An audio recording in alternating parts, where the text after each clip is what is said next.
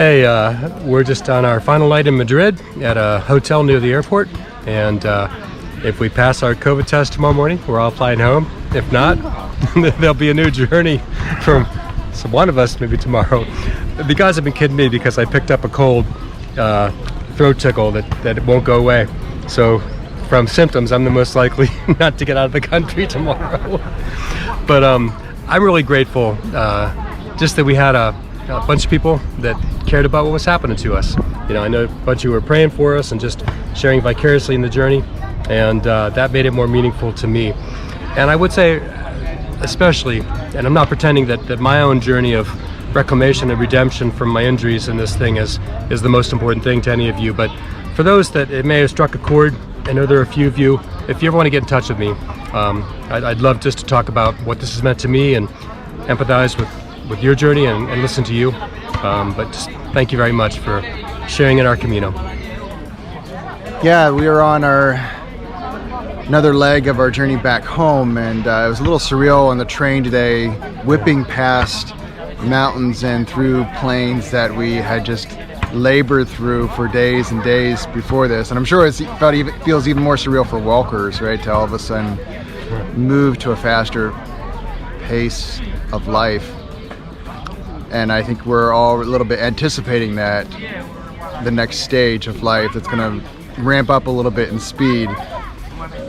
And I have to when I was out at the ocean, I wanted to linger there for several days to see if the waves had anything more to say to me, or just to kind of let the Camino kind of shift down and see what I remembered from the trip. But I think that'll happen over the next couple weeks and months and years, recalling what happened over these last couple weeks, for which I'm really deeply grateful. It truly was an honor, a pleasure, a joy to do that, and I'm really grateful to Mike for all the time and effort he put into getting this trip to happen, and to Ben for your work and being able to share this with all of you. Yeah, there's so much I'm grateful for, including the hundreds and thousands who journeyed the Camino before us, preparing the way, and for the many who will come after us. And if any one of you would like to pay me to be your tour guide, I'm happy to do the Camino again.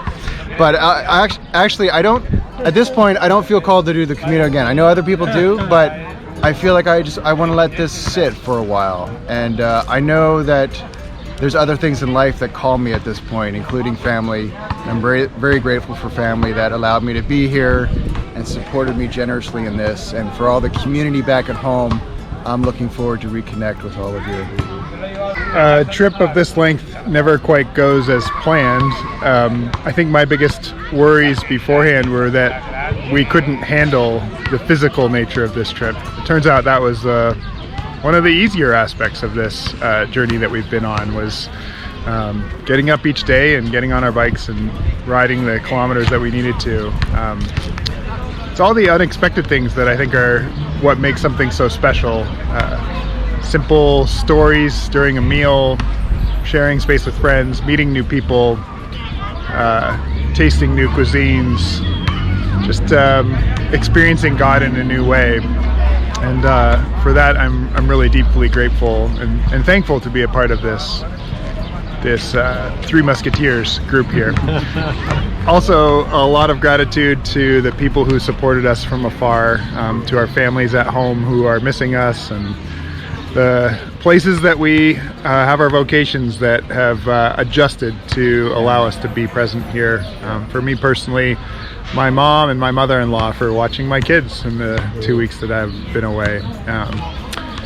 So thank you all. Thank you for journeying with us. Thank you for being a part of our story, for the wonderful thoughts and comments and prayers that you have sent our way, and for helping us to experience a full Camino, a full journey on the way.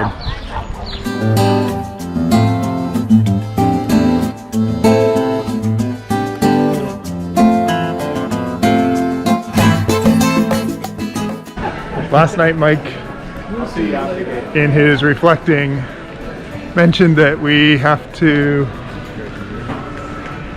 all pass our COVID tests in order to fly home. which now turns out to be foreshadowing.